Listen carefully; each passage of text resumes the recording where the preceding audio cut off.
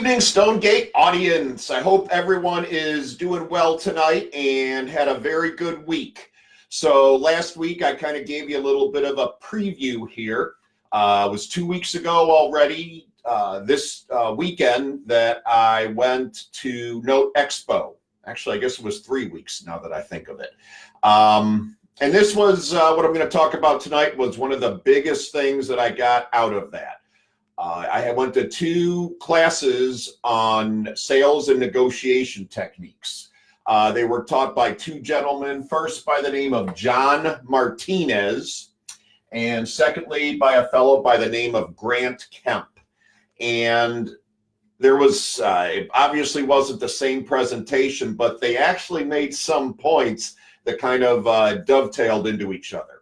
So let's dive in here. So John Martinez, boy, I loved this guy's presentation. He actually has a website which has just a ton of free real estate information, investing techniques and videos and such on it. I've started to go through some of them myself, but I've been focusing more on doing it at the same time. But one of the things John talked about was having a system to buy.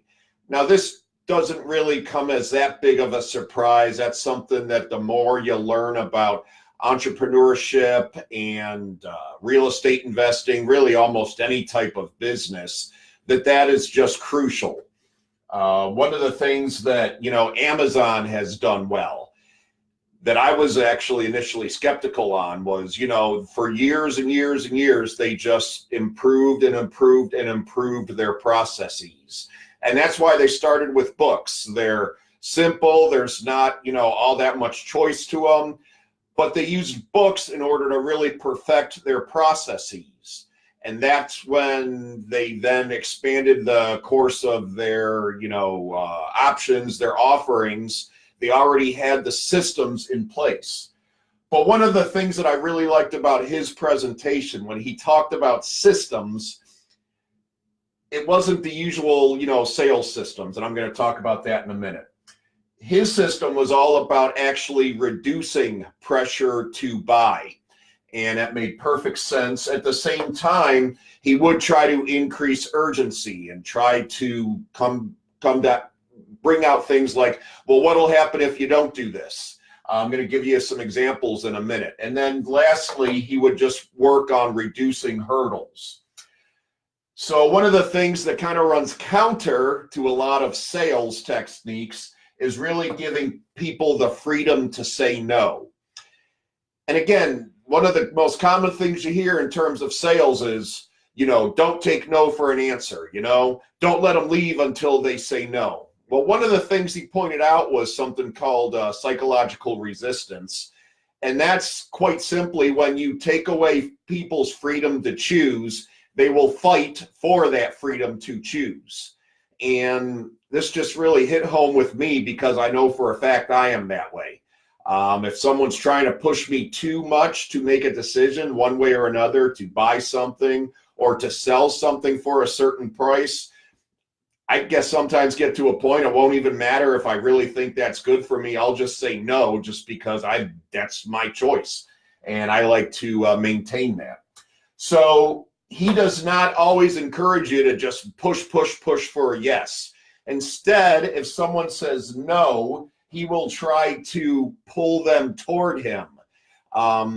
He actually put up a couple slides. I didn't feel it was right to just downright copy his slides, but someone said, I've got a couple different people that all do sales differently, and, they all manage to sell. So why do I need your system?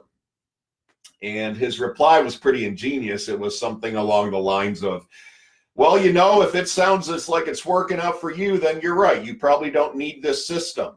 But if you ever, run into a lot of people that are coming in just to look at the product and then they're leaving without a sale, or if you feel that all your salespeople are already the very best trained in the industry and they don't need any help, then it sounds like you're going to do just fine on your own and you don't need this product. And then the guy wrote back and said, well, no, I don't think you understood me correctly. I do have some of those issues. Why don't you tell me a little bit more about what you do?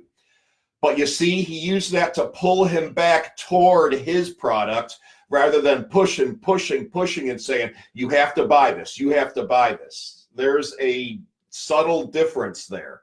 It actually dovetails a little bit into a little bit of NeuroLinguistic Programming. So just be aware of that is my point for tonight. If you ever feel like you are being sold to or trying to sell. The other thing that John talked about is that people, they make decisions to buy or sell. They make those decisions emotionally, but then they justify those decisions rationally. And he put up some studies, and I just didn't have the time to get into this, but the way the brain actually works, and I did confirm this on my own privately, not using his own because I like to double check things for myself. Your brain, the emotional part of your brain works faster, and versus the rational part of your brain, it generally works slower. So that played right into that, and I have found that to be the truth even myself, as much as I try to, look at things by the numbers and make decisions rationally, I can't ignore the fact that even emotion does play a role. So that's what I learned from John Martinez. Another guy by the name of Grant Kemp talked a little bit about sales and negotiation also. And the title of his presentation was, if you're trying to sell something, there's a 66% chance you're doing it wrong. And what Grant taught was that everyone is the protagonist of their own story. So if you are trying to either sell or buy something for someone, I always thought the reverse could be true as well. You have your own goals and such, but you're such a minor part of where that person's mind is at. That person's thinking of their own job, their own finances, their own family, their own wife and kids, their own college, whatever. They've got all their own multitude of things we all do that's going on in our head in any given time. So people make decisions individually based on their own personal preferences. And this is where he comes up with his 66% chance you're doing it wrong. People tend to make decisions one of three ways: using their head or their heart or their gut. So if you are trying to use techniques to appeal to the gut or the heart, and you're dealing with someone that's just going by the head, you're probably not going to have a lot of luck. People that make their decisions by their head, they tend to rely a lot and pay a lot of attention to details, to logic, and to numbers. So if you try to say, oh, won't your wife just, love this car? And you do that to me, I'm almost heartless when it comes to this kind of thing. I'm not going to care. I'm going to want to see information, compare it to another car, for example, the safety ratings, that type of thing, the miles per gallon. That's what I would be paying attention to. However, someone that does making decisions by their heart, okay, they are using primarily emotion and, visualization and how they can imagine that fitting into their life. If it's a car, boy, oh boy, my wife really would love that. Boy, it's got this one little feature. My son, for example, he uses a lot of digital music now. So his new car we just got for him, it just had one of those little auxiliary cord jacks, and he just absolutely loves it. Me, I was like, that's not a big deal to me. His heart loved that. And then also they tend to view things as animate. So whether it's a car or whether it's a house, you try to think, oh, this house, this family would look so good living in that house, or boy, oh boy, my son would look so good in the back seat of this car. It's calling to me. We got to get this one.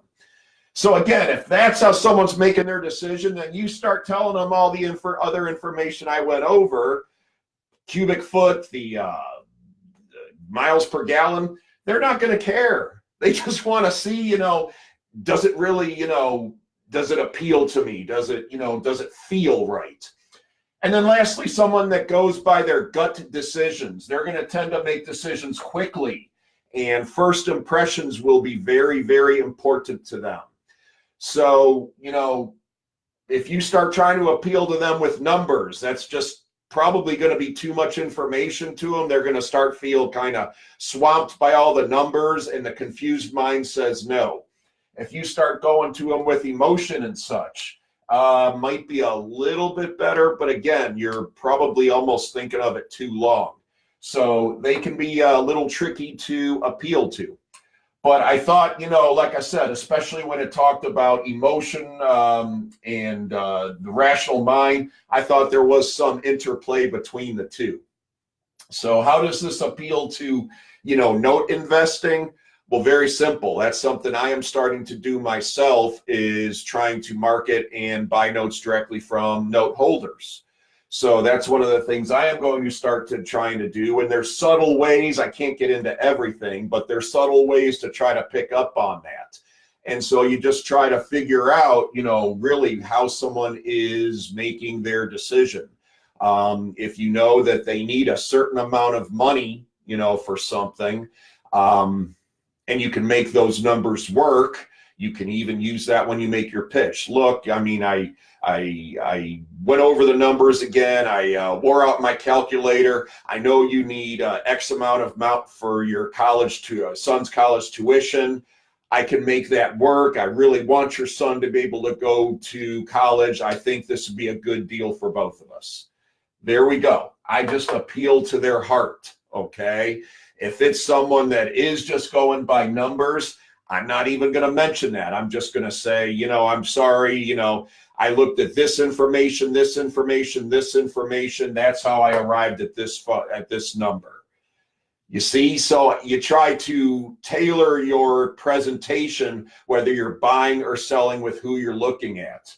And again, even giving people the freedom to say no. I just love this.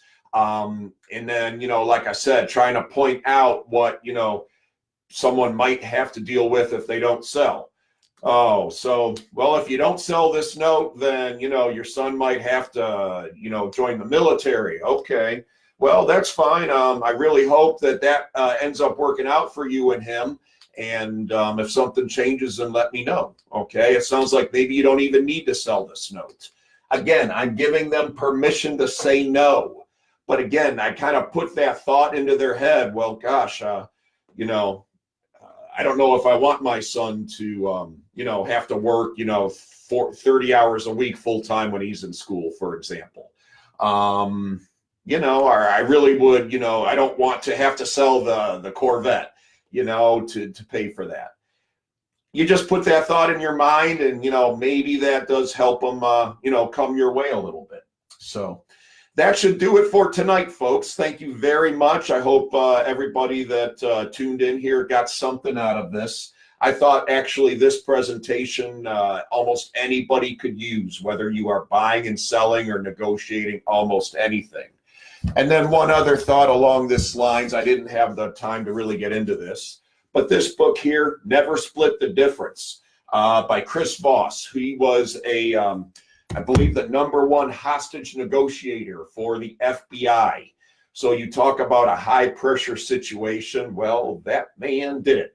And just a really good book. It's all about sales and negotiation strategy. I highly recommend that to folks also. Okay, that will do it for tonight. Thank you again, everybody that tuned in.